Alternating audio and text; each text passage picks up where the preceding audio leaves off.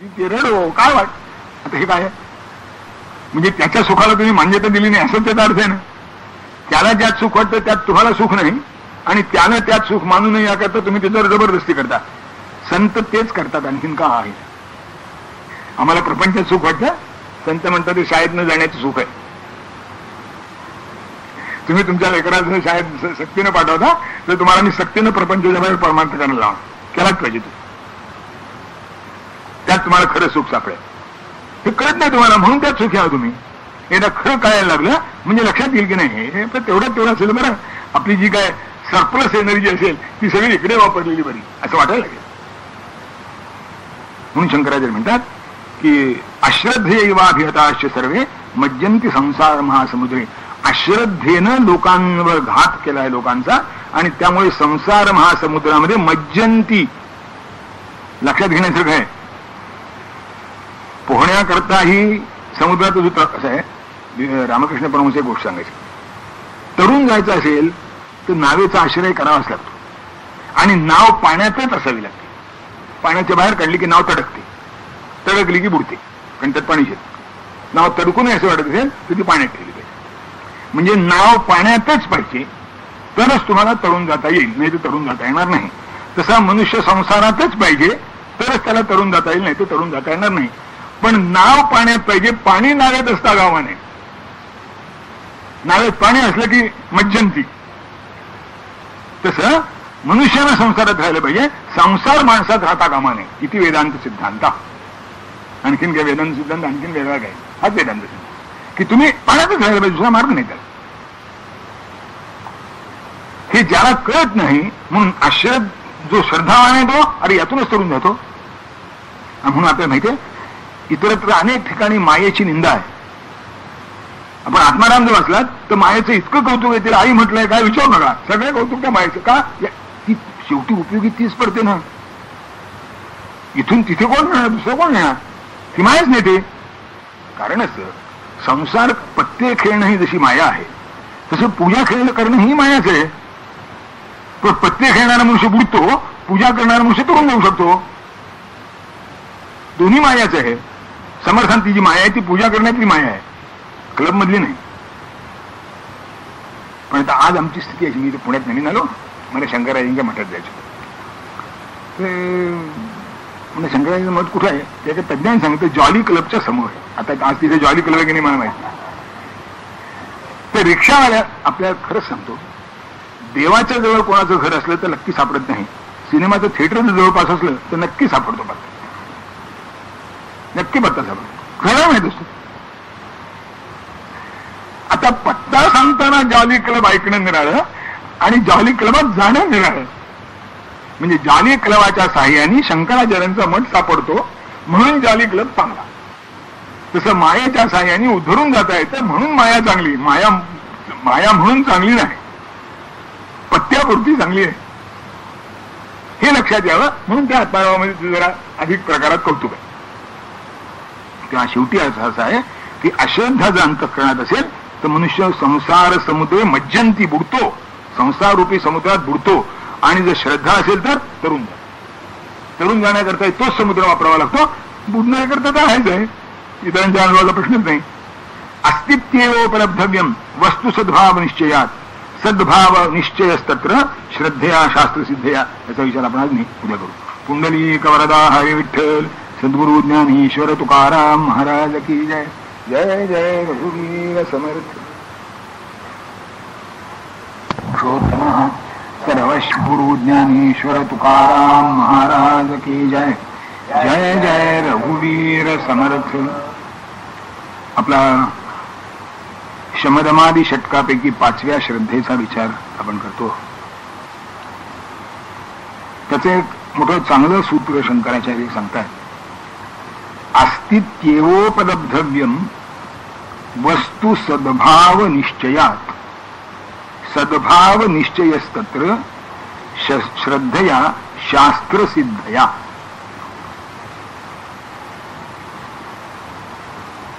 आपल्याकडे उपनिषदांनी असा नियम सांगितला आहे,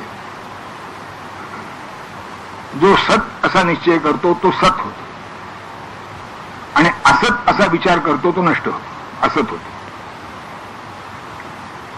असं म्हटलं की त्याचं अस्तित्व टिकून राहतं, नाही असं म्हटलं की त्याच्या अस्तित्वाला आधार राहत नाही. हे त्या अर्थशास्त्रातले आहिरे नाहिरे नाही आहे, ते वेगळं प्रकरण आहे. आज आपण सगळ्या चांगल्या चांगल्या शब्दांना वाईट अर्थ चिटकवले. उदाहरणार्थ प्रस्थापित हा शब्द आहे. प्रस्थापित म्हणजे स्थिर झालेला. आता यात वाईट काय आहे? पण आजची जी भाषा आहे ही प्रस्थापितांची भाषा आहे असं म्हणतात, म्हणजे चुकीची भाषा आहे. काहीतरी वेगळं असलं पाहिजे. म्हणजे डळमळीत असला की तो चांगला. असा शब्दाचा अर्थ असा आहे की नाही, प्रस्थापित म्हणजे स्थिरावलेला, आणि जो प्रस्थापित नाही तो डळमळीत. ही सगळी विकृतीतून निर्माण झालेली परिभाषा आहे. अपूर्ण अवस्थेमध्ये जे असतं ते निराळं आणि पूर्णावस्थेमध्ये असतं ते जे निराळं. अपूर्णातून पूर्णाकडे जाणं, वाईटाकडून चांगल्याकडे जाणं, कमी चांगल्याकडून अधिक चांगल्याकडे जाणं, अधिक वाईटाकडून कमी वाईटाकडे जाणं, ही सगळी प्रगतीची लक्षणं आहेत. पण प्रगती नावाची एक वस्तू, उन्नती नावाची एक वस्तू काही अस्तित्वात आहे की नाही? तुम्ही उन्नती कशाला म्हणणार? रोज पालट हे उन्नतीचं लक्षण आहे का? कुठेतरी पूर्णता येते की नाही? आणि ती तशीच टिकून राहणं हे भूषण असतं की नाही? माणसाची 25-30 मध्ये जी ताकद असते, त्याचं एकूण जे शरीर असतं, त्या शरीराची जी कार्यक्षमता असते, त्या शरीराचं जे सौंदर्य असतं, हे टिकून राहणं चांगलं का ते लवकरात लवकर नाही सोडणं चांगलं? मी अनेक वेळा प्रश्न विचारतो, विनोदाने आपण ऐकला असेल की एखाद्या मनुष्याचं वय 70 आहे आणि त्याला विचारलं तुमचं वय किती? तो म्हणतो 70. अरे नाही हो, तुम्ही 50-55 मध्ये दिसता. त्याला बहुतेक बरं वाटतं. आता आपला अर्थ असा आहे का की हा 15-20 वर्षांनी मागासलेला आहे? 70 वर्षात दिसला पाहिजे. त्याचं 50-55 दिसत असेल तर 15-20 वर्षांनी मागासलेला त्याचा अर्थ होतो की नाही? याच्या उलट काही माणसं 60 असतात, 55 मध्ये असतात की तुमचं वय 55. अरे आम्हाला वाटलं 75-80 असेल. कारण त्याची गारफाड बसलेली, केस सगळे पांढरे झालेले, कमरेत वाकलेला, चालता येत नाही. 2 माणसाचा आधार घेतला तर चांगला नाही, चालता येणार नाही, चेहऱ्यावर सुरकुत्या. आता हे सगळं म्हातारपणी होते, हे खरं आहे. पण हे 50 झालं तर प्रगतीचं लक्षण मानणार का आपण? जे 25 तुम्हाला मिळालं ते जर 70 पर्यंत टिकून राहिलं, राहत नाही सहसा, पण समजा राहिलं तर वाईट गोष्ट आहे का? आणि तुमचा प्रयत्न कसा करता असतो? हे टिकून राहावा असा असतो का टिकून राहू नये असा असतो? संस्कृतीमध्ये पूर्णता नावाची वस्तू काही अस्तित्वात आहे की नाही? ही पूर्णता वस्तू अस्तित्वात असणं हेच आहेचं लक्षण आहे, हेच असणे पण आहे की जी वस्तू कुठे असायची ती या सगळ्या गोष्टींनी पूर्ण अशी तिथे असली पाहिजे. आणि म्हणून आपल्याकडे ते आदर्श सांगितले की असं असलं पाहिजे. अनार्किझम निराळा आणि स्टेटलेस सोसायटी निराळी. अनार्किझम चांगला नाही, आपल्याकडे अराजकाला चांगलं म्हटलेलं नाही, ते फार वाईट सांगितलेलं.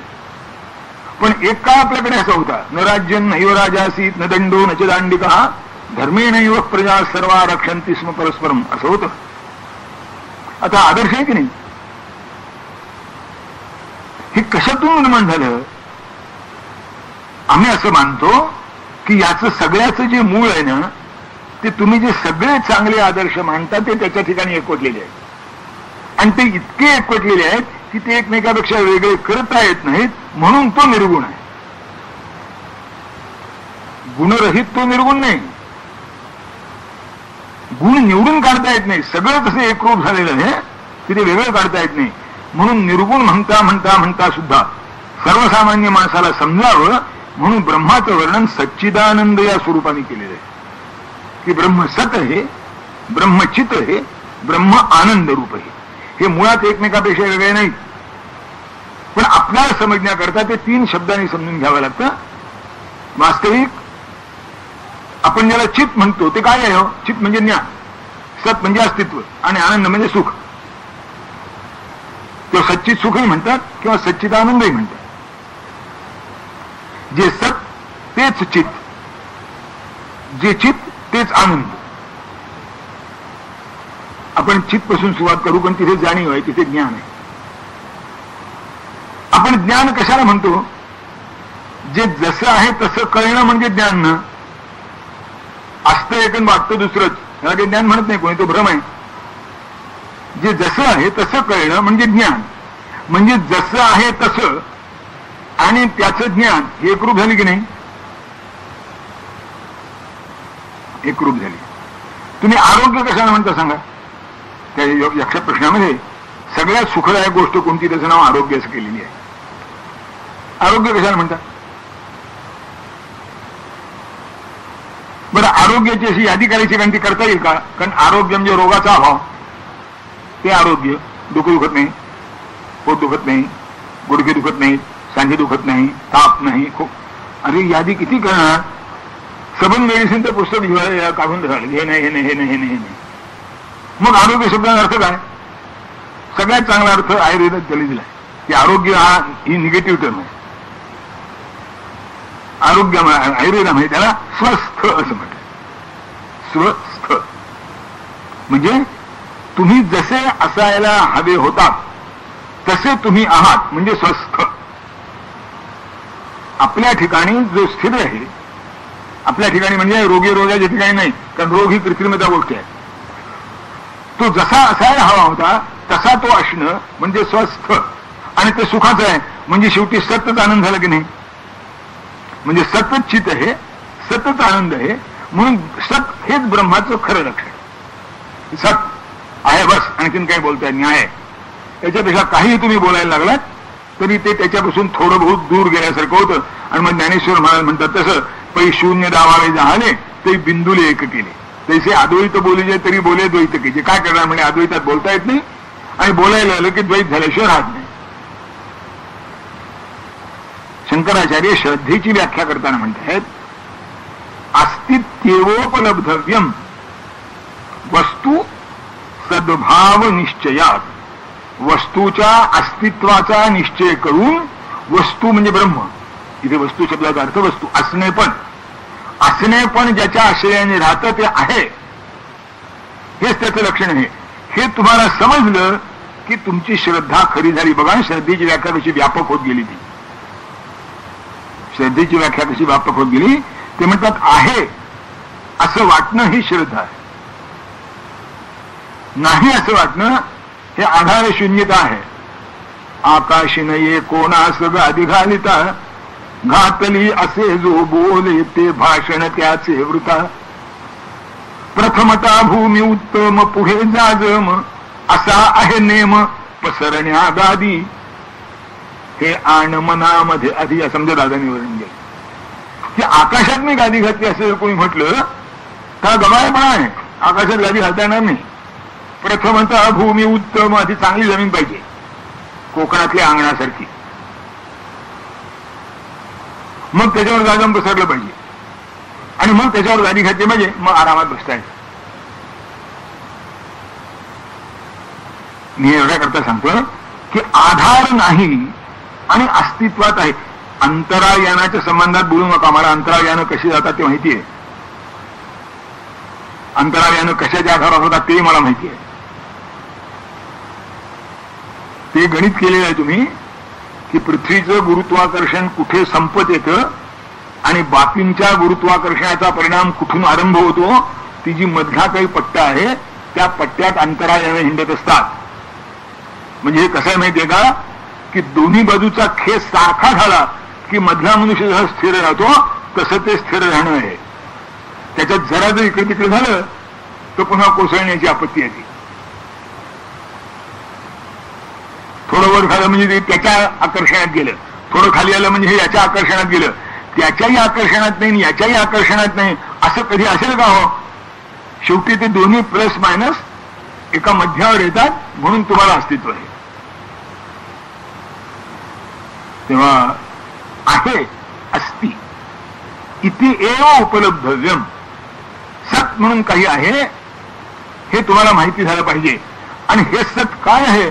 वस्तू सन्मात्र निश्चयात. ती जी वस्तू आहे तिचं जे असणेपण आहे त्याच्या संबंधी तुमचा निश्चय झाला पाहिजे.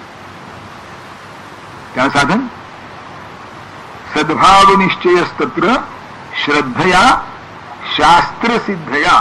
मला वाटतं म्हणून नव्हे, तो फलाना सांगतो म्हणून नव्हे. गेल्या 10,000 वर्षात कोणी कोणाला सांगितलं नाही, मी तुम्हाला सांगतो. नक्की समजा हा फसवतोय.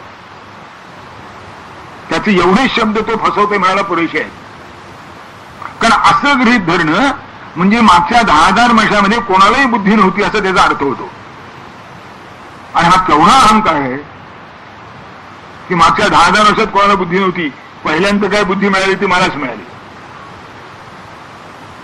याच्या इतकं धादांत असत्य काही नाही. म्हणून शंकराचार्य अगदी स्वच्छ शब्दात सांगतात की शास्त्रानं सांगितलं पाहिजे. तुम्ही ज्याला सत म्हणता, तुम्ही ज्याला अस्तित्व आहे असं म्हणता, तुम्ही ज्याला अस्तित्व मात्र समजता, ती तुमची समजूत शास्त्रशुद्ध आहे का? शास्त्र म्हणजे अगदी वेदापासून ते ज्ञानेश्वर तुकाराम रामदासापर्यंत. रामदेश्वर तुकाराम रामदास चुकले असं जो म्हणतो तो विश्वासार्ह नव्हे. रामदास समजावून सांगतो कोणी म्हणलं तर ठीक आहे, हे शक्य आहे. गाथा समजावून सांगतो म्हणलं तर ठीक आहे, आवश्यक. ज्ञानेश्वर समजावून सांगतो म्हणलं तर ठीक आहे. पण ज्ञानेश्वरांना कळलं नव्हतं ते मला कळलं, रामदास स्वामींना उजाडलं नव्हतं ते मला उजाडलं. अगदी जरा थोडं भडक बोलतो. तुका म्हणे ऐशा नरा मोजून माराव्या पैजारा. प्रत्यक्षात नाही तर शब्दाच्या तरी निदान. कारण ते स्वतः खड्ड्यात जातात आणि इतर अनेकांना खड्ड्यात नेतात. म्हणून अगदी शास्त्र शुद्ध शब्दात शंकराचार्य सांगतात की हे जे असणेपण आहे त्याच्या असणेपणाचं स्वरूप तुम्हाला शास्त्रसिद्ध बुद्धीने जर कळलं तर ती श्रद्धा खरी आहे. नाही तर मग ती राजस्थान श्रद्धा झाली.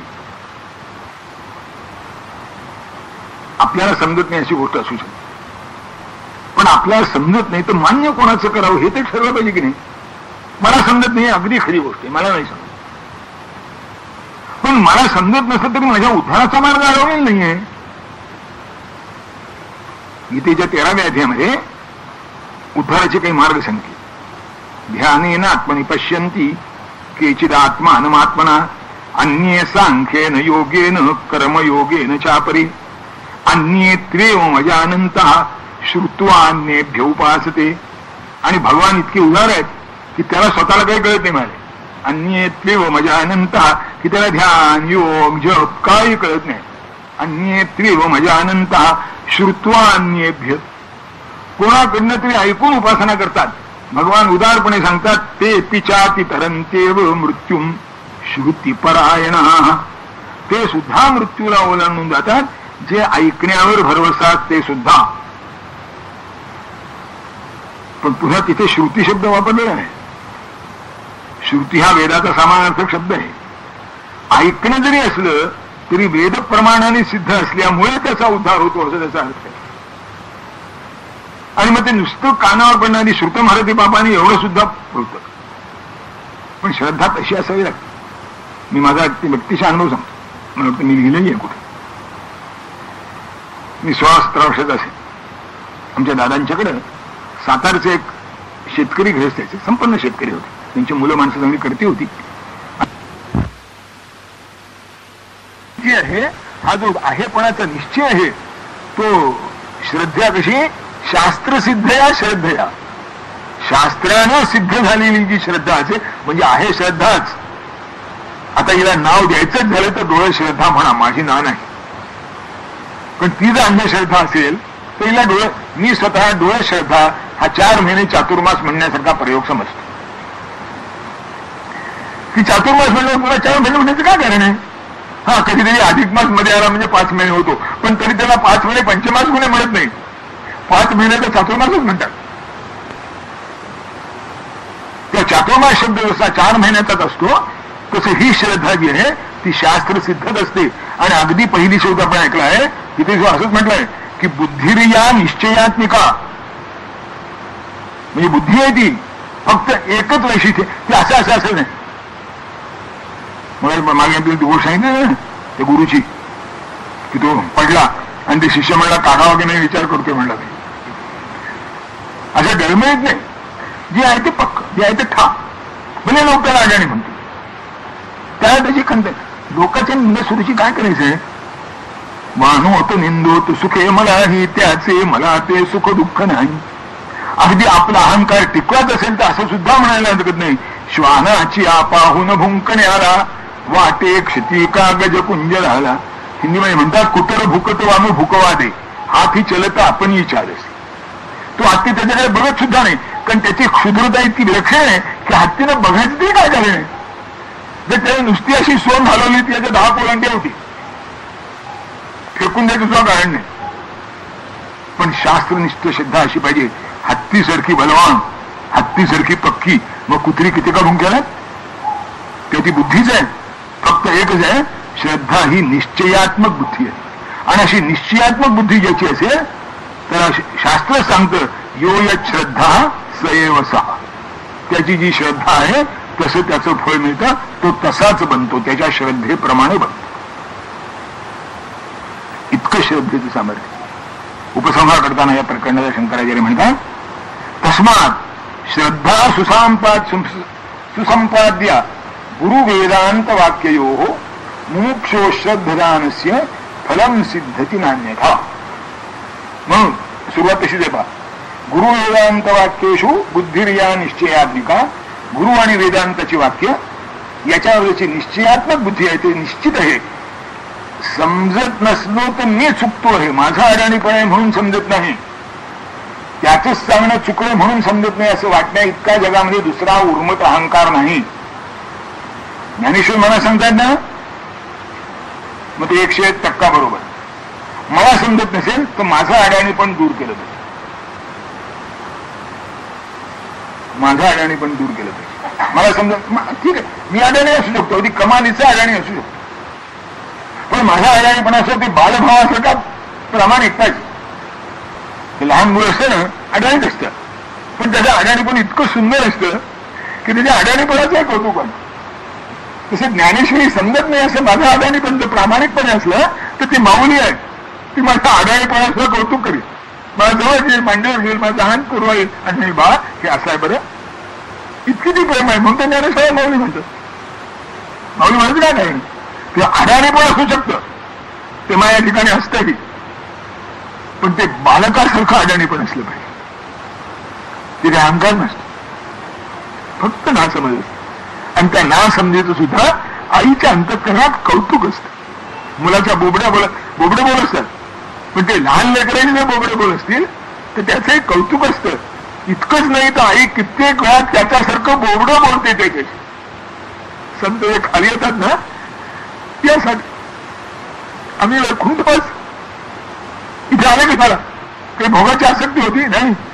आम्ही वैकुंठवासी आलो याच कारणाशी का आडराणी भरले जग. झाडू संतांचे मार्ग, लोक आडराणात भरलेत म्हणाले, संतांचे मार्ग सुद्धा करण्याकरता आम्ही आलो. कुठे भटकतायत लोक, आम्ही ते स्वच्छ करण्याकरता आलो. ह्या काही बोबडं बोललं नाही, ती तिथली इथे कशाला आलं. आमच्यासारखं आडाणीपण सुद्धा स्वीकारलं.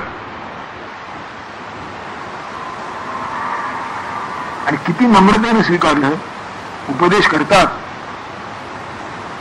फटकळ शब्दांनी करतात, पण हळूच म्हणतात हे तुमच्याकरता नाही बरं, माझा उपदेश आणि का नाही यांचा रीस, म्हणजे माझा अहंकार सांभाळण्याकरता किती नम्र व्हावं.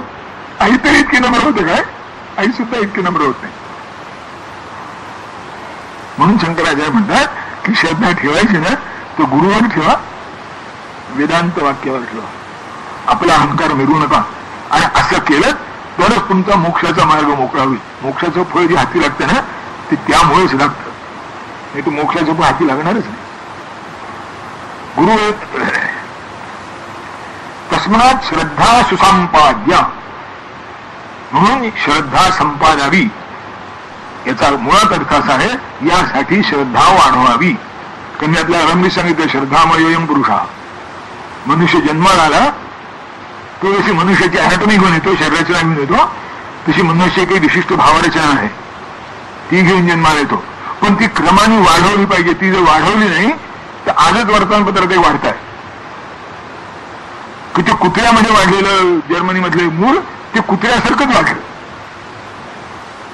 आपल्याला सांगितलेलं आश्चर्य वाढेल माणसामध्ये वाढलेलं कुत्रं कधीही माणसासारखं वाढत नाही.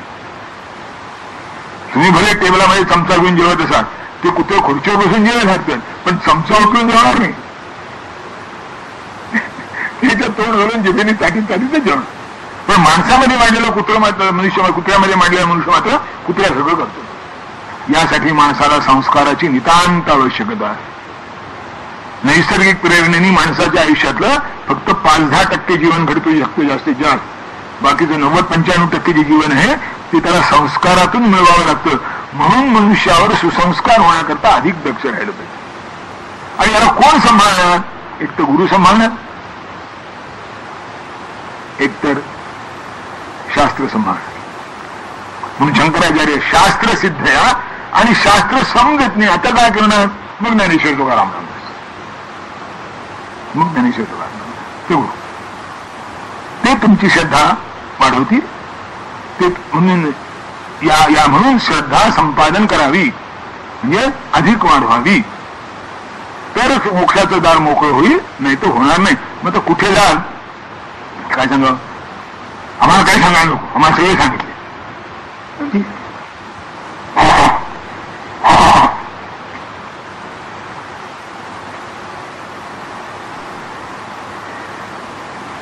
थोडं भजन करा.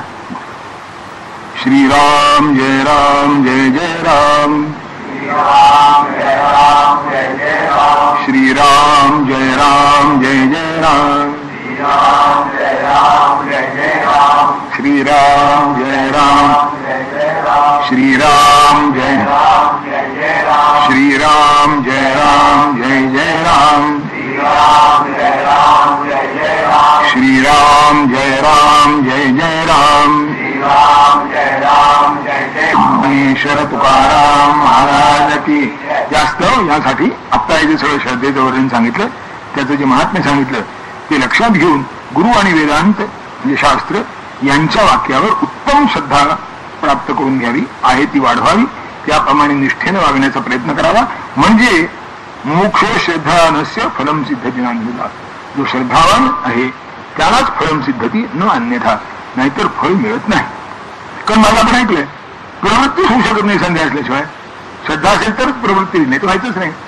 तेव्हा त्या मार्गाने जायची तुमची ती जी वाटचाल व्हायची आहे, तर श्रद्धा ही त्याची शिदोरी आहे. त्या रस्त्याने जाणारा ती बरोबर घेतलीच पाहिजे. मग किती ढोळ जायचं असो. मला मी आपल्याला अनेक वेळा सांगित असेल की मी लोणावळ्याहून पुण्याला रोज येत असेल. आमचे दादा कधी बरोबर डबा घेतल्याशिवाय मला जाऊ देत नसेल. मी तर घेऊन जातो, संध्याकाळी पुन्हा जेवायला परत येतो. प्रवासामध्ये बिन डब्याचं जायचं नाही. पाण्याची बाटली आणि डबा बरोबर नेलाच पाहिजे. आता 6 तासाचा प्रवास लोकलनी सुद्धा घेऊन निघत असेल, संध्याकाळी पुन्हा जेवायला परत जात असेल. कोणताही प्रवास शिदोरी वाचून करता कामा नाही. आणि याचा 2 वेळा चांगला अनुभव आला. एकदा गाडी त्या 2 स्टेशनाच्या मध्ये बंद पडली, खायला काही राहिलं नाही. एक लहान लेकरू आरडाओरडा करीत होतं. एवढे काय त्यामुळे त्याला भूक लागली, माझ्याजवळ काही नाही. ती नवीन पद्धतीची बाई, बाजारात सगळं मिळतं, जवळ काय नाही तिच्या, म्हणून माझ्याजवळ देतो. आत्ता मला कळलं की बरोबर डबा का पाहिजे. रोज लागत नाही, पण जेव्हा लागेल तेव्हा कुठे आणशील. लागला नाही तर चांगली गोष्ट आहे, पण जवळ पळायला नाही माहिती नाही. श्रद्धा ही अशी आहे, लागलीच नाही तर चांगली गोष्ट आहे, पण जेव्हा लागेल तेव्हा कुठं आणणार. म्हणून ती आरंभापासून जवळ बाळगली पाहिजे. तस्मात श्रद्धा सुसंपाद्या, ती मिळवलीच पाहिजे. कुठे? गुरु वेदांत. हा, ती होळी मात्र आहे, कोणावर कधी नाही ती असते, पण गुरु वेदांत गुरुवर असली पाहिजे, वेदांत शास्त्र असले पाहिजे. गुरु वेदांत वाक्य योग, म्हणजे तुमचे पुढचे मार्ग मोकळे होतील. याच्यानंतरचा जो 6वा विषय आहे समधमादी षटकामधला, तो आहे समाधान. तसा फार अवघड विषय नाही. पुढचे दोन्ही विषय तसे सोपे आहेत. ते आचरणात त्यांना भले किती अवघड असो, पण समजावून सांगायचे नाही सोपे. तेव्हा शंकराचार्य म्हणतात की समाधान हा 6वा विषय आहे. काय? श्रुत्युक्तार्थावगाहाय विदुषा ध्येयवस्तुनी चित्तस्य सम्यक आधानम समाधानम इति येते. समाधान शब्दाचा आपण समजतो त्यापेक्षा अर्थ शंकराचार्यांनी बदल. म्हणजे मुळात तसाच आहे तो, आपण वेगळ्या अर्थाने समजतो की मला यात समाधान वाटलं, काय चित्रपट चांगला होता, मला समाधान लागलं का पदार्थ चांगला झाला होता, मला समाधान वाटतात कपडा चांगला मिळाला, जरा पाहिजे होता तसा मिळाला यांनी, म्हणजे वेगवेगळे काळजी असेल. आपल्या समाधानाचा अर्थ थोडा वेगळा, बरं वाटणं या अर्थाचा समाधान शब्द आपण वापरतो. शंकराचार्य धात्वर्थाप्रमाणे सांगतात की सम आ अधिक धा. सम म्हणजे योग्य उत्तम, आ म्हणजे समंतात, आणि धा म्हणजे ठेवणे. कोणाला? चित्ताला, मनाला योग्य ठिकाणी ठेवा म्हणजे समाधान. त्याचं स्पष्टीकरण करतात शंकराचार्य की कुठे ठेवा? श्रुत्युक्तार्थावगाहाय, श्रुतीला उक्त असा जो अर्थ आहे त्यात अवगाहन करण्यासाठी ज्ञेय वस्तूंनी वेदांनी सांगितलेला जो अर्थ आहे त्या अर्थाच्या ठिकाणी बुडून जाण्यासाठी त्याच्यामुळे हाती लागत नाही ना, हाती लागत नाही. माणसाला भय त्याच वाटतं. त्या हिंदीमध्ये मुली चांगली कविता आहे, जिन खोजा तिन पाईया गहरे पाणी पैठ, हूं बौरी बूढ डरी रहे किनारे बैठ. म्हणजे ज्यांनी हुडकलं त्यांना मिळालं, पण हुडकलं कुठे? जिथे होतं तिथे खोल पाण्यामध्ये बुडी मारून हुडकलं. जिथे आहे तिथे हुडकलं पाहिजे की नाही? हा म्हणतो जिथे हुडकता आहे तिथे हुडकतो. ते विनोदी गोष्ट आहे. एका माणसाची किल्ली हरवली. किल्ली हा असा विषय आहे की तो होते हरवतो, आणि मग त्याच्यात निमित्ताने होणारे वादविवाद मोठे चांगले असतात. ते हरवली. आता वीज गेली होती घरातली, रस्त्यावर वीज होती. त्या रस्त्यावर देवाखाली हुडकत होता. तिकडनं म्हणून चालला होता तुझ्या ओळखीचा, म्हणजे काय हुडकतोस? मी किल्ली हुडकतो. कुठे पडली? मी घरात. अरे मग घरात हुडकायची की नाही? काय वेळात मला घरात दिवा आहे का? दिवा इथे बाहेर आहे. दिव्याशिवाय किल्ली कशी काय? आता दिव्याशिवाय किल्ली सापडणार नाही हे किती जरी खरं असलं तरी किल्ली जिथे हरवली तिथे देवाला उतरलं पाहिजे ना. हा म्हणतो जिथे दिवा आहे तिथे पाहतो. कसं झालं माहितीये का? मला समजतो तेव्हाच विषय मी ऐकतो. मला समजतच नाही, मला ऐकायचं तरी झाला डोक्यावरून जातं. माणसं इतकी नम्र असतात तुम्हाला सांगतो की त्यांच्या डोक्यात काही जातच नाही. जे जातं ते डोक्यावरूनच जातं. नम्र चांगली गोष्ट आहे, नम्रता आहे. म्हणून ज्ञेय वस्तूंनी की जे खरंच हुडकायचंय, ज्ञेय म्हणजे जाणून घेण्याला योग्य अशी जी वस्तू आहे त्या ज्ञेय वस्तूमध्ये अवगाहन करण्यासाठी ही ज्ञेय वस्तू सुद्धा कशी? श्रुत्युक्तार्थ, ज्याच्या संबंधीचं वर्णन श्रुतीने सांगितलेलं आहे अशा वस्तूच्या ठिकाणी जे चित्तस्य सम्यक आधानम, मनाचं योग्य रीतीने ठेवणं, त्याला समाधान म्हणतात. आली की नाही भानगड? म्हणजे तसं सोपं, पण हे कठीण काम आहे. आमचं चित्ताचा आधार असं कधी होतच नाही. जिथं होतं ती ज्ञेय नसते. ज्ञेय असली तर श्रुत्युक्त नसते. श्रुत्युक्त नसते म्हणजे श्रुत्युक्त नाही, ज्ञेय नाही, अवगाहन मात्र आहे. म्हणून ते समाधान नाही. ते जास्तीत जास्त बरं वाटणं क्वचित असू शकेल. पण बरं वाटणं का पुष्कळ गोष्टी आहेत. दारू पिण्यापेक्षा दारू पिण्यात बरं वाटतच म्हणतो. तिची आणखीन त्याच्यापेक्षा पुढची पुष्कळ पुन्हा दिलेलीच नाहीत, त्यासोबत बरं वाटणंच म्हणतो. वेडवाकडं खातो त्यात बरं वाटणंच म्हणतो. वेडवाकडं वागतो त्यात बरं वाटणंच म्हणतो. सगळं बरं वाटण्याचीच लक्षणं आहेत.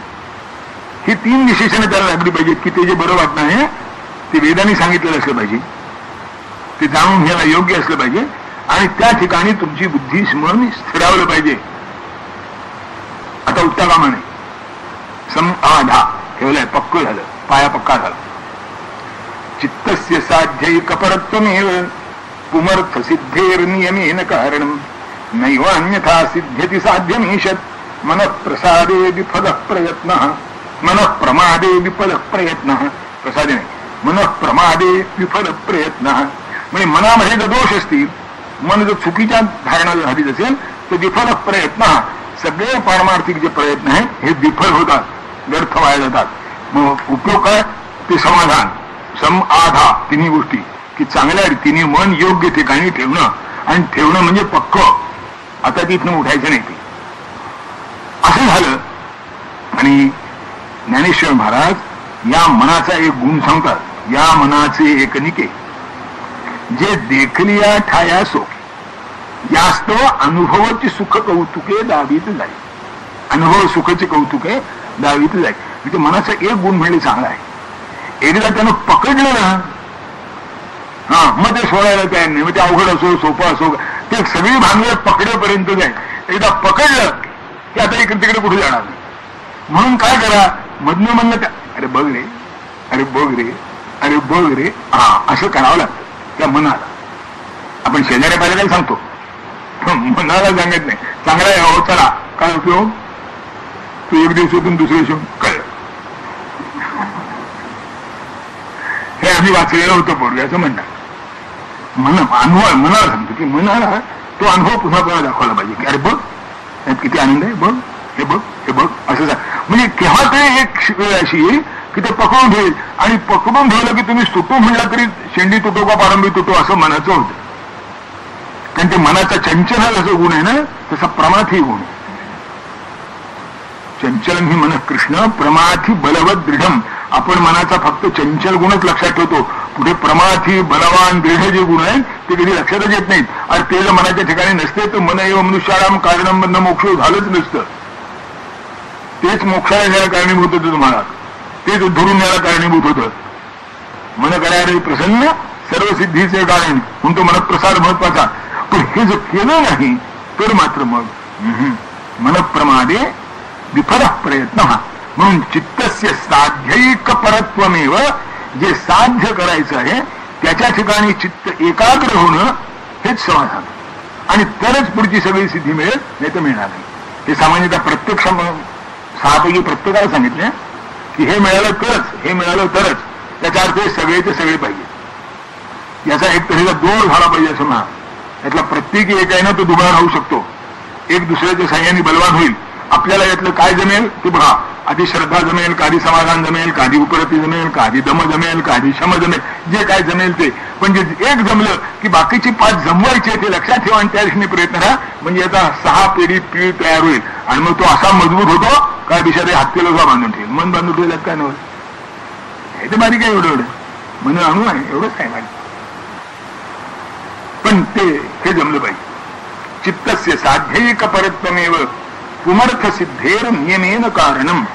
पुरुषार्थ सिद्धीसाठी चित्त त्या ठिकाणी एकाग्र होणं हे एकमेव कारण आहे आणि नियमाने कारण आहे. नैवान्यथा नाहीतर सिद्ध होणार नाही. ईशत साध्य ईषदपि अन्यथा न सिद्धती. थोडं सुद्धा जमणार नाही, थोडं सुद्धा. तुमची ती एकाग्रता झालीच पाहिजे. आपण ती बंदुकीची काय ना ती इथं थोडी चूक झाली ना तर तिथे किती फरक पडतो माहितीये का. बंदुकीच्या गोळीला, बंदुकी ती मारते ना त्याला 2 जागा असतात. एक आपण जिथे डोळा लावतो तिथे एक जागा असते आणि जिथून ती गोळी सुटायची असते तिथे एक जाडी असते, माशी म्हणतात. माशीच्या आकाराचं असतं आणि त्याच्या पुढे कसं बारीक शिंगाल्यासारखं असतं बारीक. आणि तुमचा डोळा ते माशीच्या पंखाच्या आकाराची मधली जी छेद आहे तो आणि ती पुढची बंदुकीच्या तोंडावर असलेला बारीक उंचवटा, हे तिन्ही एका रेषेत असले आणि गोळी मारेपर्यंत ते तसेच टिकले म्हणजे नेम नेमका साधतो. पुष्कळा काय होतं, दिसताना असं दिसतं आणि त्या खटका ओढताना कुठेतरी हात कापतो. तो इतका थोडा कापतो की इथे सुताचा जो फरक पडला, सुताचा तो तिथे वावाचा फरक पडतो. वाव म्हणजे एवढं अंतर. जिथे बंदुकीची गोळी पोचायची असते तिथे वावाचं अंतर असतं, इथे सुताचं अंतर आहे. आपल्याला वाटतं एवढ्याने काय बिघडलं, आपली भाषा आहे नेहमी एवढ्याने काय बिघडलं, एवढ्याने काय बिघडलं, एवढ्याने काय. एकदा त्याचं मनगट धरून विचारावं, म्हणजे गड्या तुला बिघडलं म्हणजे काय ते तरी मान्य आहे का, आणि कशात बिघडतं ते तरी तू एकदा सांग. याने काय बिघडते, याने काय बिघडते असं आपण म्हणत आलो. आता बिघडण्याची परिसीमा झालेली आहे. आता पुढचं जे बिघडणं आहे ते अधपाताळ घेणार आहे. माणसाचं माणूस पण गमावाला बिघडणं आहे. हे कसं झालं, एवढ्याने काय बिघडतं तेवढ्याने काय बिघडलं झालेलं आहे. म्हणजे इथं वावभर केसभर तिथे वावभर. ती जर बंदुकीची गोळी आणखीन लांब जाणारी असेल तर कदाचित कोसभर सुद्धा. कारण ते आता ते रॅकेट्स आहेत ना त्याशी 25-25, 30-30 मैलावर सुद्धा नेम करतात म्हणे. पण ते 30 मैलावर नेम करायचं तर इथे ऍक्युरेट पाहिजे ना. इथे जरा जर असं झालं तर तिथलं काय होईल, कुठेतरी पडायचं. तेच म्हणायचं. त्यासाठी एक विलक्षण आहे. मारुतीच्या वेगाला उपमा दिले, मनोजेवम मारुती तुल्य वेगम. आता इतकं वेगवान मन जर सुरुवातीलाच थोडं रेसभर ढळलं तर तिथे त्याचं काय होईल. म्हणून चित्तस्य साध्यैक परत्वम, चित्ताला तुमच्या साध्यामध्ये एकाग्र करण्याचा जो प्रयत्न केला पाहिजे तो याकरता केला पाहिजे, म्हणजे पुढच्या ज्या सगळ्या क्रिया आहेत ते सुसंगत होतात. त्याला झाल्या नाहीत तर मरह प्रमादे विफल प्रयत्न, हा टार्गेट एकीकडे त्याची गोळी दुसरीकडे. आणि बारीक बारकावा किती असतो ते असं म्हणतात इंग्लंड मधल्या, मला वाटतं बहुतेक रॉबिन हुडचं वर्णन आहे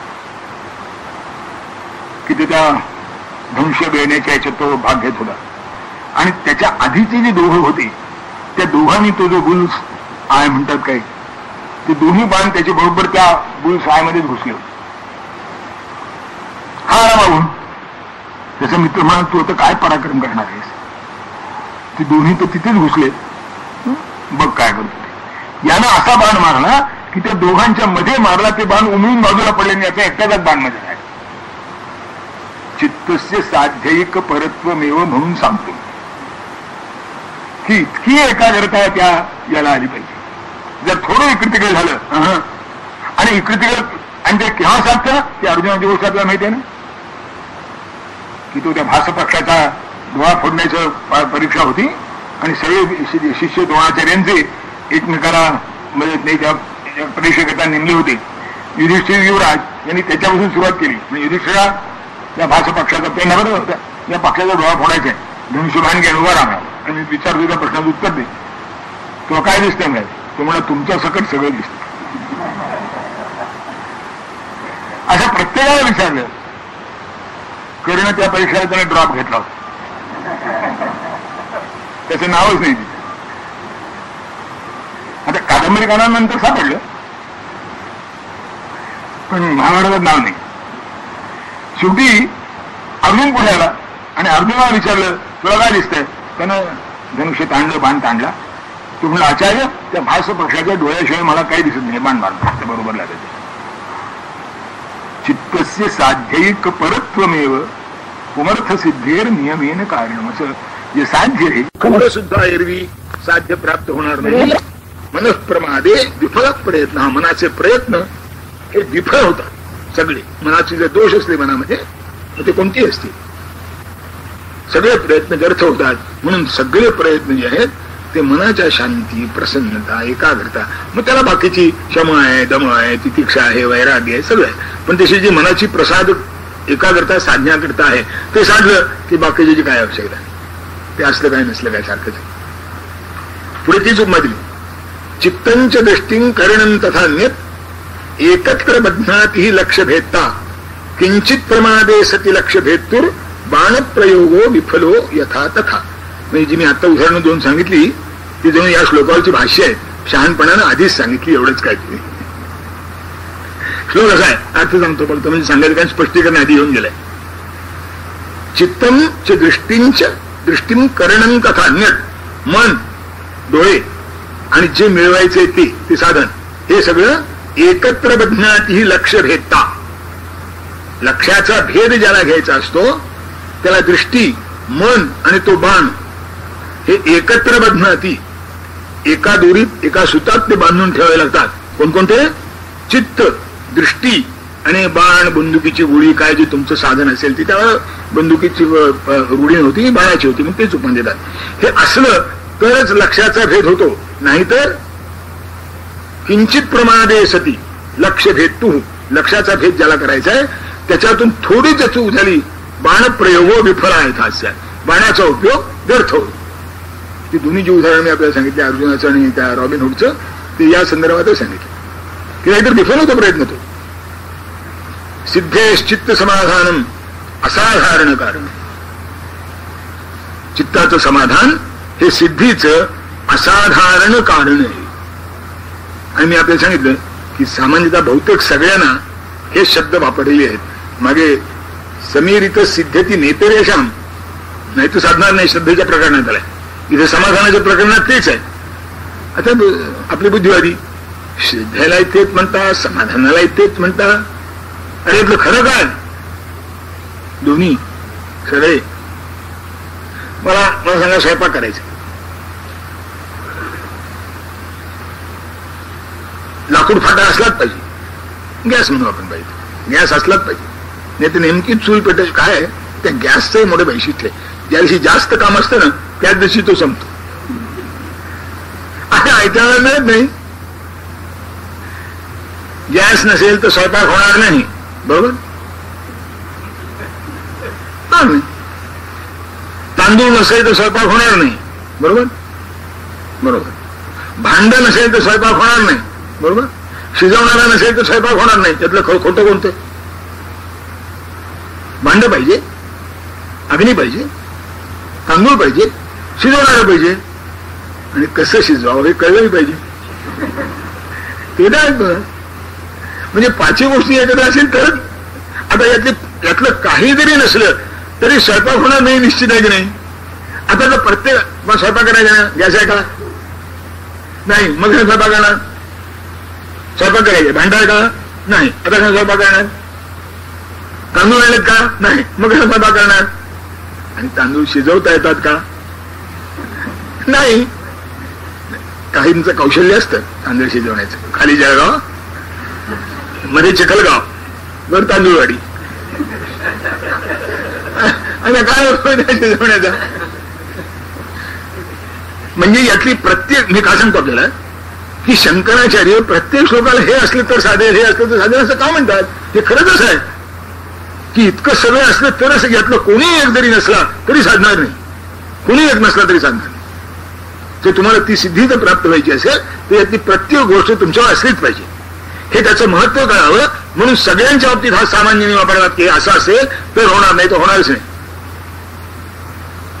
आणि इतकं का सांगितलं? हे सगळे एकदम जमणार नाहीत. तुम्हाला क्रमात तुम्ही एका 6 वस्तू कशा आणणार मला सांगा? जितक्या वस्तू आणायच्या त्याची सोय केली पाहिजे की नाही?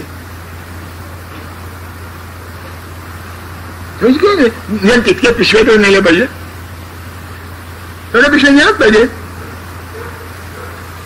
कोण कसं आणायचं याची ती जी व्यवस्था आहे. प्लास्टिकची पिशवी नेली गॅस सिलेंडर आणायला, अजब आहे. कसं आणायचं? एकानं प्लास्टिकची पिशवी नेली, त्याला आणायची ते तेल, साखर, गूळ आणि भाजी. तो एक पिशवी मोठी आहे, पुष्कळ जण आपल्याला काही फार आणत नाही, त्याने एकाच पिशवीत आणलं सगळं. आता काय झालं मला माहित नाही, कारण ती भाजी ताजी दिसावी म्हणून त्याच्यावर सारखं पाणी मारलेलं असतं. ज्यानं गुळ आणला तो कागदात गुंडाळून आणला, तो सगळ्यात खाली ठेवला, कारण पहिलं दुकान गुळाचं लागलं, त्याच्यावर ओली भाजी. आता काय झालं असेल त्या गुळाचं? मी काय सांगतो आपल्याला 6 वस्तू आणायच्या आहेत. यातली आधी कोणती मागून कोणती तुम्ही विचार करू शकता, पण 6 वस्तू आणायची व्यवस्था तशी वेगवेगळी केली पाहिजे की नाही? म्हणून 6 ज्या क्षमा करता वेगळी साधना करावी लागेल, दमा करता वेगळी साधना करावी लागेल, तितिक्षा करता वेगळी साधना करावी लागेल, उपरती करता वेगळी साधना करावी लागेल, श्रद्धेकरता वेगळी साधना करावी लागेल. हे जे समाधान आहे याच्याही करता वेगळी साधना. हे सगळे मिळून स्वयंपाक व्हायचा आहे. ती जी फलसिद्धी आहे ती सगळी मिळून व्हायची आहे. आता पुढच्या ज्या गोष्टी आहेत ना, स्वयंपाक होऊनही भागत नाही, तो खावा लागतो आणि त्याच्याही पेक्षा पुढे पचवावा लागतो. खाल्ला नाही तरी उपयोग नाही आणि पचला नाही तरी उपयोग नाही. म्हणून ते पुढे मुमुक्षत्व जे आलं ना ते त्या पचण्याकरता आलं. हे आतापर्यंत झाले ना, हा स्वयंपाक तयार झाला. हे समाधान जे आहे ना, जेवण झालं. आतापर्यंत स्वयंपाक तयार झाला, हे जेवण तयार झालं. आता पचणं असं आवश्यक आहे, नाही तर जेवण होऊन तरी काय उपयोग? म्हणजे संस्कृत एक श्लोक आहे, जीर्णमन्नं प्रशंसन्ति भार्यांच गत यौवना शूरं विजित संग्राम गतपारं तपस्विन. अन्न पचलं म्हणजे चांगलं होतं म्हणावं. खाता खाता चांगलं होतं म्हणून जास्त वाढावं म्हणून म्हणणं ती गोष्ट नाही आहे. पण खाता खाता अन्नाला चांगलं म्हणणं काही स्वारस्य नाही. ते पचलं म्हणजे मग चांगलं होतं. नाही तर जिभेला चांगलं लागलं तरी पचतं तसा भरोसा नाही. अन्न हे पचण्याकरता असल्यामुळे मुळात जिभेला चांगल्याकरता अन्न नाहीच. अन्न हे पचण्याकरता आहे. मग पचलं म्हणजे जीर्णमन्नं प्रशंसन्ति. बायको चांगली केव्हा म्हणावं, म्हातारी झाली म्हणजे फारतर म्हणावं. मी फारतर म्हणतो याचं कारणच आहे, आपल्याकडे एक सामान्य नियम आहे कोणाची स्तुती केव्हा कशी करावी यासंबंधी. ती म्हणली असं आहे, काय तो श्लोक, प्रत्यक्षे गुरुराजानो परोक्षे मित्रबांधव, प्रत्यक्षेवा परोक्षेवा न स्तुती पुत्रदारयो. त्यामुळे गुरु आणि राजा यांची स्तुती त्यांच्या समोर त्यांच्या तोंडावर करावी. परोक्षे मित्रबांधव, मित्र आणि इतर आप्तेवाईक जे असतील त्यांची स्तुती त्यांच्या माघारी करावी. पण माघारी किंवा सन्मुख मुलाची आणि बायकोची स्तुती करू नये असं जुनं शास्त्र आहे. आज कसं परवडतं की नाही ज्याचं त्यांनी ठरवावं. कारण मी असं ऐकलं आहे की सकाळच्या जेवणाला जर चांगलं म्हटलं नाही तर संध्याकाळी इतरत्र सोय करावी लागते. पण शास्त्राने नाही सांगितलं. आता करायचीच झाली तर केव्हा करावं म्हणाले. मग भार्यांच्या गत यौवना, म्हातारी झाली चांगली वागली ना मग करतात ना लोक. मी ऐकले की आमची बायको ना 40 वर्ष आमच्या लग्नाला झाली पण तिने एक दिवस सुद्धा मला तुम्ही एवढं माझ्या करता आणा असं कधी म्हटलेलं नाही. 40 वर्षानंतर नाही तर एक दिवस मिळेल नाही म्हणून दुसरीचे म्हणे तर काय करायचं. म्हणून भार्याचे गत यौवना शूरम विजित संग्राम, रणांगण जिंकून परत आला म्हणजे त्याची स्तुती करावी. रणांगणावर जाताना स्तुती केली सक्सेसफुल रिट्रीट होण्याची शक्यता आहे. म्हणजे परत येतो आणि मग त्याला सक्सेसफुल म्हणतो असं आहे. सक्सेसफुल रिट्रीट असा असू शकतो, माघार घ्यावी लागते पण ती यशाकरता माघार घ्यायची असते. आणि गतपारण तपस्वीरम, उद्धरून गेला म्हणजे त्याची कौतुक करावं म्हणून आपल्याकडे माणसांच्या पुण्यतिथ्या करण्याची पद्धती होती. आता हे जे नवीन सगळे पुढारी आहेत ना यांच्या जयंत्या साजऱ्या करतात कारण त्यांचं पुढचं पाहण्यासारखंच नसतं. आपल्याकडे फक्त देवांच्या जयंत्या होत्या आणि माणसांच्या पुण्यतिथ्या होत्या. आता माणसांच्या जयंत्या करतात कारण पुढे बघण्यासारखं काही नाही. हे जन्माला आले एवढंच कौतुक यांचं, बाकी कौतुक करण्यासारखं काही नाही म्हणून जयंती साजरी करतात. मी आपल्याला एवढ्या करता सांगतोय की मनाच्या समाधानाचा जो विषय आहे हा त्या पचड्यासारखा आहे. हे आतापर्यंत तुम्ही केलं, जी तितिक्षा केली, जी उपरती बाळगली, जो शमदम साधला ते सगळं नाहीतर काय होतं माहिती का माणसं करताना करतात आणि शेवटी हे नसतं केलं तर बरं झालं असतं. रोज वेळ वाया गेला होत असं. आणि हे होणं म्हणजे हातचं गमावणं आहे. जे तुम्ही केलं त्याच्यात तुम्हाला आनंद यश मिळतं का नाही हा प्रश्नच नाहीये. तुम्ही प्रामाणिकपणे केलं ना त्यात तुम्हाला आनंद असला पाहिजे. नाहीतर कोणता क्षण कसा तुम्हाला तुमच्या याच्यापासून दूर नेईल हे सांगता येत नाही. ते 2 भक्तांची गोष्ट सांगतात. म्हणजे तपश्चर्या करते 2 भक्त होते, जवळजवळ धरून तपश्चर्या करत होते भगवंताच्या प्राप्तीसाठी. चांगले होते. 50 वर्ष त्यांची तपश्चर्येत गेली होती. 50 जवळजवळ आली होती किंवा 60 जवळ काय असेल 60 जवळजवळ आली होती. ते एक दिवस नारदांना त्यांची दया सत्पुरुष आहेत. त्यामुळे नारद देवा तुम्ही अलीकडे निष्ठूर झाला का. ते बिचारे 2 भक्त आज गेली मी कित्येक वर्ष बघतोय किती चांगल्या तऱ्हेने तपश्चर्या करतात, कसे चांगले सात्विक आहेत. ते त्याला तुम्ही पावत कसं नाही म्हणजे नारदा खरं सांगू का ती जवळजवळ घे. त्यातला एक खरा भक्त आहे, दुसरा म्हणले की त्या योग्यतेचा नाही. पण तो एकाला दिसत दुसऱ्या दिसेल म्हणले म्हणून पंचायतीत पडलो. म्हणजे ओळखायचं कसं वाटतं म्हणजे तुला सांगू का तू तर जरा बृहस्पती आहे सगळीकडे हिंडून शहाणा झालेला आहे तेव्हा माझ्यापेक्षा सुद्धा तू चतुर नाही म्हणजे जेव्हा खरं सांगा काय झालं यांची कशी परिस्थिती त्यांना जाऊन सांग की तुमची तपश्चर्या ठीक आहे पण आणखीन 50 वर्ष तरी तुम्हाला देव पावण्याची काही शक्यता नाही. 50 वर्षानंतर बहुतेक पावेल. यांची मागवर्षी झालीच होती काही. नारद गेले त्यांच्यावर, त्यांचं कौतुक केलं मी तुमची तपश्चर्या चांगली आहे, भगवान खुश आहेत तुमच्यावर. पण प्रत्यक्ष दर्शन तुम्हाला काही एवढ्याच वेळेस वाटत नाही, 50 वर्षानंतर होईल. हा नारदा 50 वर्ष इथून पुढं गेली वर्ष वाया गेली की म्हणले. आता मी आलो जवळ 60ला, ते 50 वर्ष पुढची किती पुरवायची. जाऊ दे म्हणले काय 10-20 वर्ष ते संसारच करून घेऊ. हे परत दिले. तो दुसरा म्हणा नारदा तुमच्या तोंडात साखर पडो म्हणजे का बहुनान जन्मना म्हणते ज्ञानवान प्रबद्धते म्हणालेत भगवान. तुम्ही 50 वर्षाची मर्यादा सांगितली केवढा धीर दिलात म्हणले मला. आता नेहमीपेक्षा जरा जास्त धीट आहे तपश्चर्या करतो म्हणजे कारण 50 वर्षात मला भगवान मिळणार आहे. भगवान लगेच प्रगट झाले. मी काय सांगतो आपल्याला की आपण जे माग हे 6वं साधन का मागे जे कशाला सहन केलं मी, कशाला उपरती बाळगली क्षमटम सगळे वाया गेले, काय मिळालं नाही असं वाटता कामा नये म्हणून हे समाधान शेवटी सांगितले की तुम्ही जे जे मागे केलं ते योग्य रीतीने केलं ना, हो. प्रामाणिकपणे केलं ना, हो. श्रद्धेने केलं ना, हो. आता तेवढ्याच समाधान तो आहे, एवढ्याच समाधान. ते समाधान सगळ्यात चांगलं असतं. म्हणतात वस्ल में मजा नाही, इंतजार में मजा आहे असं म्हणतात. जो खरा प्रेमी आहे तो मिलनात आनंद मानित नाही म्हणे, प्रतीक्षेत आनंद मानतो. कारण त्यावेळेला तर सगळीकडे तेच असतं. प्रासाद ऐसा दिशी दिशीचा पृष्ठ तसा पुरुष असा आहे. मिलनामध्ये एकटाच, विरहामध्ये सन्मयन जगत, सगळं जगत तन्मय होतं. पण ती मनातली ओढ खरी असावी लागते तेव्हा जगत तन्मय होतं. हे समधा की ते जे आहे हे योग्य रीतीने ठेवलं, ते तसं जसं असायला पाहिजे तसं ते तिथे ठेवलं की त्याचं समाधान माणसाला प्राप्त होतं. चित्ते सिद्धेश चित्त समाधानम असाधारण कारण. प्रत्येकाला असाधारण म्हणजे फक्त हेच, याच्याशिवाय नाही, बाकीचा असून काय उपयोग नाही असं जे शंकराचार्य म्हणतात ते एवढ्या करता हे असाधारण कारण आहे. हे असलंच पाहिजे तुमच्याजवळ. यतस ततो मुमुक्षूणाम भवितव्यम सदा. आणि म्हणून ज्यांना खरंच आपल्या उद्धाराची इच्छा आहे, आपली उन्नती प्रगती विकास व्हावा असं ज्यांना प्रामाणिकपणे वाटतं, त्यांनी हे समाधान मिळवण्याचा प्रयत्न केला पाहिजे. हे समाधान मिळालं खरंच आपल्याला समजा. ज्याच्या अंतःकरणात समाधान आहे ना त्याला चुकून सुद्धा निराशा येत नाही, त्याला चुकून सुद्धा विषमता येत नाही. कशाला भानगडीत पडलो असं त्याला चुकून सुद्धा वाटत नाही. कुणीकडे नाही उतावळ घेत असं कधी वाटत नाही. तो आपल्या ठिकाणी कोणी काय कोण काय करतो याच्याशी त्याला काही कर्तव्य राहत नाही. ते सिद्ध सिद्धीवर निर्विकार आहे तो, आणि तरी सुद्धा धृत्युच्छा असंबंधित आहे.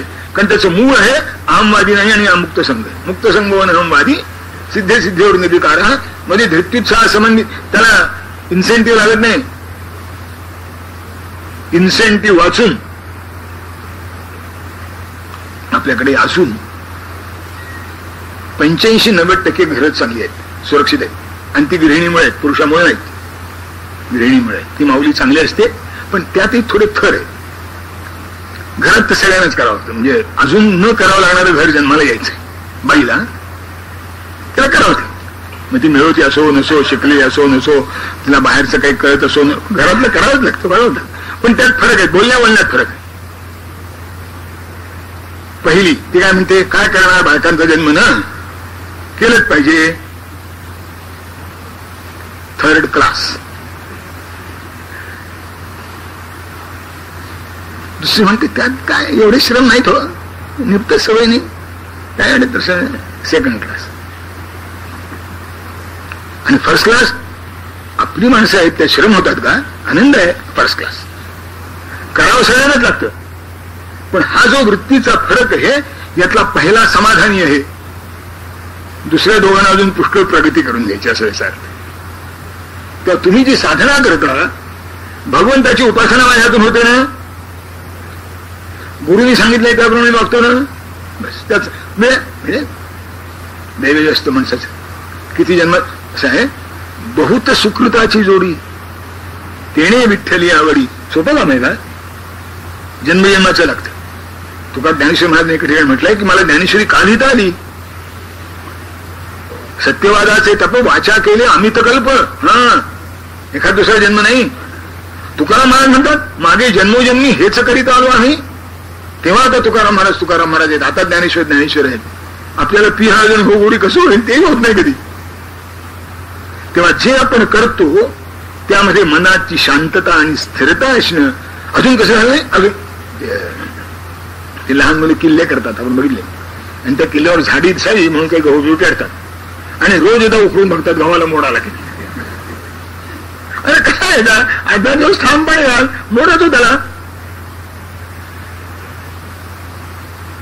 आपलं त्या लहान लेकरासारखं होतं. 2 वर्ष लागत अजून कसं नाही. समाधान नसलेलं लक्षण, समाधान असलंच पाहिजे. म्हणून शंकराचार्य म्हणतात की हे ज्याच्या जवळ हे सिद्धेश चित्त समाधान असाधारण कारण समाधान असेल तर नक्की.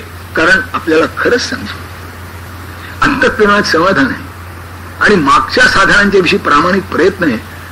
कोणता दिवस कसा उजाडेल सांगता येत नाही. एकदम असं अरे हे आज कसं झालं, कालपर्यंत झालं नव्हतं आज कसं झालं असं वाटेल अशी स्थिती आहे. कालपर्यंत झालेलं नसतं आज एकदम प्रगट होतं. कसं होईल समाधानम. कारण ते तिथे जसं असायला हवं तसं झालं आहे, जिथे राहायला हवं तिथे राहिलं आहे, ज्या प्रकाराने राहायला हवं त्या प्रकाराने राहिलं आहे. मागचं सगळं एका रात्रीत फलद्रूप होतं, पण एका रात्रीत घडत नाही, ते साचत आलेलं असतं. थेंबे थेंबे तळे साचे. पण जेव्हा तळे साचतं ना ओव्हरफ्लो, ते ओव्हरफ्लो एकदम होतं. पण ओव्हरफ्लो होण्याकरता जे साचावं लागतं त्याला दीर्घ काळ लागतो. आता कोणाच्या आपल्याला किती काळ लागणार आहे तो. म्हणून करीत राहणे बस. केल्याने होत आहे रे, आधी केल्याची पाहिजे. यत्नाचा लोकभाग्याचा. समर्थ अगदी फटकळपणे म्हणतात यत्ने विण दरिद्रता. दारिद्र्य तुम्हाला ना सगळ्या दृष्टीने बौद्धिक मानसिक शारीरिक जे असेल ते हे दारिद्र्य यत्ने विण आहे. यत्नाचा लोकभाग्याचा. प्रयत्न करतो तो भाग्यवान.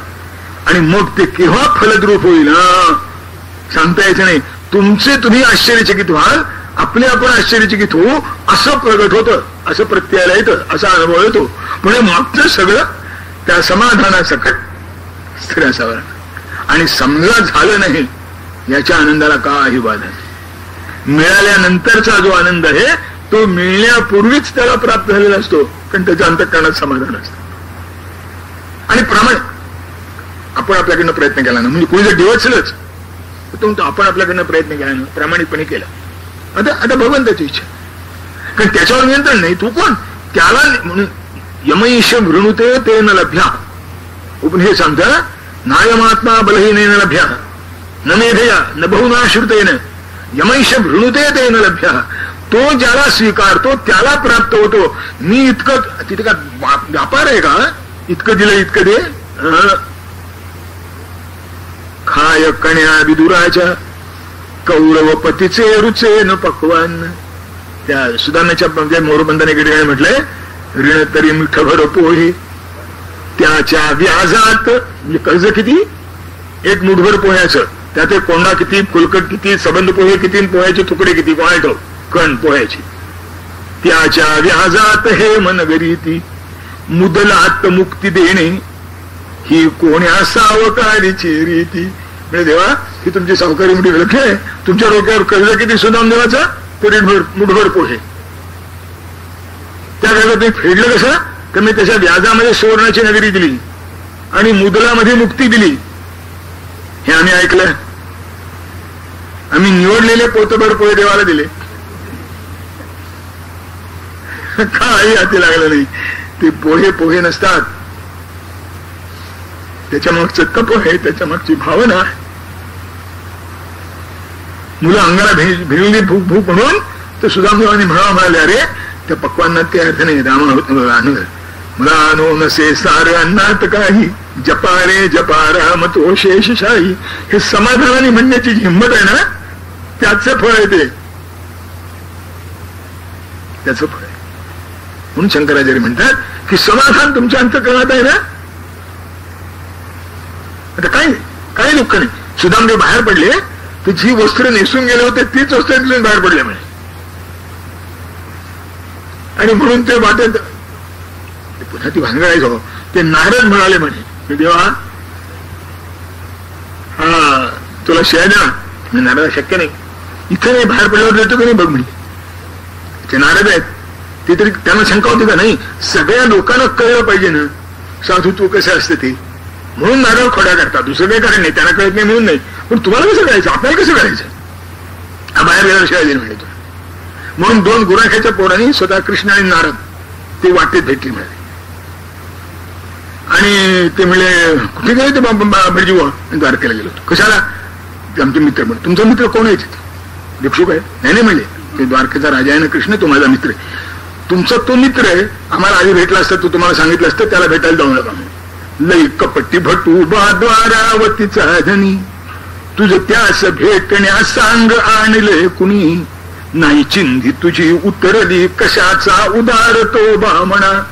तोंड पूजेत याला म्हणत त्यात लई शहाणा. ते उदाहरण म्हणा कपटी म्हणले, त्यांना आतापर्यंत कोणाचं चांगलं केलंय. आम्हाला आधी विचारलं असतं तुझं निदान 4 कोसाचा हेल्पाट तरी वाचला असता. कसे नाही म्हणून तुम्ही ते तुम्ही जसे आम्ही तुम्हाला जाताना पाहिले मागून पाहिलं नाही. चिंधी तुझी उतरली, तुझी एक चिंधी उतरली नाही. सुदामदेवांच्या तोंडाला ठेवला. संजय म्हणाले शिव शिव शिव बाळा काय हे बोलतोस, सकल गुणनिधीला का उळा निंदितोस. म्हणजे मग का अरे वेशीन फरक केला मदी यमुने मान राखिला. हाच कि चांगुलपणाचं लक्षण काय? जी प्रकृती आहे त्याची कधी विकृती होत नाही, ते जसंच्या तसंच टिकून राहतो त्याला चांगलं म्हणतात. म्हणाले मी जसा होतो तसं भगवंताने मला टिकून ठेवलं, हे माझ्यावर त्याचे केवढे उपकार आहे. पाहण्याची दृष्टी बदलली म्हणजे काय होतं त्याचं नवाने मी समाधान समजावं म्हणून सांग. हे काही नाही. हात हल्लीत सुदाम गेले तसे हात हल्लीत परत आले. उलट भाड्या हाताने गेले होते, मुठभर का होईना पण पोळे जवळ होते. येताना तेही नाही.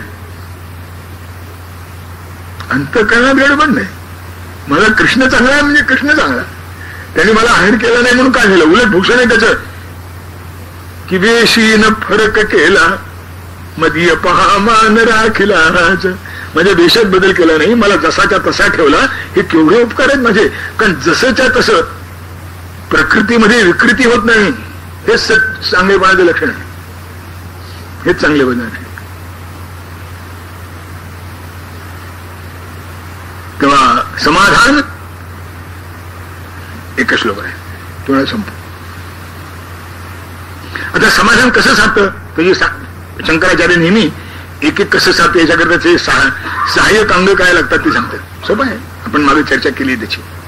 अत्यंत तीव्र वैराग्यम फललिप्सा महत्तरा तदेतत उभयम विद्यात समाधानस्य कारण. हे समाधान केव्हा टिकतं? अत्यंत तीव्र वैराग्य. तीव्र वैराग्य असेल म्हणजे फलाकांक्षा संपली. सुदामदेवासाठी झालं की फलाकांक्षा नाही, अपेक्षा नाही कशाची. वैराग्य अंतःकरणामध्ये मुक्त संघ हा अनंबादी असेल तर मुक्त संघ हा स्वाभाविकपणे सिद्धीवर निर्विकार हा. तर त्या अडचण म्हणजे एका बाजूला तीव्र वैराग्य आणि दुसरीकडे फललिप्सा महत्तरा. इथे फल म्हणजे ते मोक्ष. नाही तर आपण म्हणा इकडे वैराग्य तिकडे फल कोणतं? इथे फल नाही पुत्रान देवी धन देवी सर्वांत कामांशी देवी मी नाही अस्माकम स कुटुंबाला क्षमस्थैर्य आरोग्य 1.25 सत्यनारायण करीशी असं आहे. म्हणजे डॉक्टर फी सुद्धा याच्यापेक्षा जास्त घेतो घरी आला व्हिजिटला तर. आणि काही डॉक्टर कसे असतात घरी आल्यानंतर जितके पेशंट तपासले तितक्या पेशंटची वेगवेगळी व्हिजिट फी आकारतात. आता इथे देव सोपवणार नाही. अस्माकम सहकुटुंबानां क्षेमस्त सह नुसतं नाही सहकुटुंबानां द्विपाद चतुष्पाद सहितानां. म्हणजे द्विपाद जे आमच्या घरात असतील ते सगळे आणि चतुष्पाद म्हणजे 4 पायाचे जे असतील ते सगळे. आता मोटर गाडी सकट म्हणू आपण किती 4 पाय असतात. यांचं सगळ्यांचं बरं व्हावं म्हणून मग पूजनांचे कशी ती इथे अभिप्रेत नाही. इथे जी फललिप्सा आहे ती नाही. त्यानं मला प्रसन्न होऊन म्हणा. म्हणजे दादा नेहमी संकल्प सांगलं पांडुरंग देवता प्रीत्यर्थम पांडुरंग पूजनांच्या करीशी. त्याने ब्राह्मणाला हा नेहमीचा संकल्प कधी सांगू दिला नाही. मी लहान होतो तेव्हापासून ते ऐकत आलं. अस्माकम सोपण श्रुती स्मृती पुराण होतं फळ प्राप्त्यर्थम श्री पांडुरंग देवता प्रीत्यर्थम पांडुरंग पूजनांच्या करीशी. पांडुरंगाची प्रीती मिळावी म्हणून पांडुरंगाचं पूजन करतो. पांडुरंगाची प्रीती पांडुरंगाकडून प्रीती नाही, पांडुरंगावरची प्रीती. देवावरचं प्रेम वाढावं म्हणून देवाची पूजा करतो. दोन्ही अंतर आहे. त्याच्या प्रेमाची अपेक्षा असेलच, ती एक त्याची लुच्चीगिरीच आहे.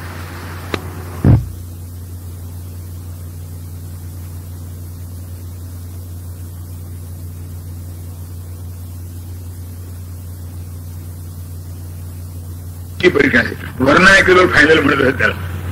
आणि आम्ही इंग्रजी शाळेत जे पहिल्यापासून जात होतो ती त्यांना भफे म्हणून किंगल करीत होतो त्यांची. पण त्यांना इंग्रजी गायचं नाही, ते भफे म्हणायचं नाही. ते वर्णायकडे फायनल पास झाले होते. चांगला सज्जन माणूस होता तो. पंढरपूरला चातुर्मासामध्ये त्याच्या शक्यतेप्रमाणे 2 महिने 3 महिने येऊन राहायचे. आणि तिथल्या मठाची ज्ञानेश्वरी वगैरे प्रवचन चालायची, कीर्तन चालायची. त्या सगळ्याला उपस्थित राहायचे सकाळपासून संध्याकाळपर्यंत. मी त्याला विचारलं की तुम्हाला ऐकू काही येत नाही, तुम्ही तिथे येऊन काय करता? तुम्हाला झोप लागते का? झोप नाही. चांगलं डोळे उघडून शांतपणे ऐकत असतो. पण ऐकू येत नाही. ऐकता काय? तुला सांगतो म्हणे बा, म्हणे बघ मला ऐकू येत नाही, पण ज्ञानेश्वरांचे शब्द निघतात म्हणले तिथून, त्याचे काही ध्वनी तरंग असतील ते माझ्या कानावर पडतात. मला ऐकू येत नसले म्हणून काय, पण ते शब्द जे कानावर पडतात ते माझा उद्धार करतील की नाही. ते एकीच्या हाती तरंते मृत्यूम श्रुतीपरायणा, की त्याला काही येत नाही, पण ते शब्द माझ्या कानावर पडतात, ते पवित्र शब्द आहेत, त्याने माझा उद्धार होईल. ही केवढी श्रद्धा आहे त्या माणसाची. ऐकू येत नाही पण शब्दाचे ध्वनी आहेत की नाही, त्या ध्वनीचं काही मला कळणार नाही म्हणून काय होतं. असं आहे, ते सुपरसॉनिक वेव्ह असतात ना, त्या मोठ्या पॉवरफुल असतात, शब्दातीत असतात, ऐकू येत नाहीत. कारण आपली श्रवण शक्तीच आहे ती काही एका विशिष्ट वेव्हलेंग्थ ऐकू इच्छिते, त्याच्यापेक्षा ती जास्त तरंग झाले तर ते तरंग अस्तित्वात असतात पण मला ऐकू येत नाही. याच्यापेक्षा कमी झाले तरी तरंग अस्तित्वात असतात, मला ऐकू येत नाहीत. मला ऐकू येत नाहीत म्हणून त्याचं सामर्थ्य कमी होत नाही, वाढलेलं असतं. पण कोणाचे शब्द? ज्ञानेश्वरांचे शब्द. तुका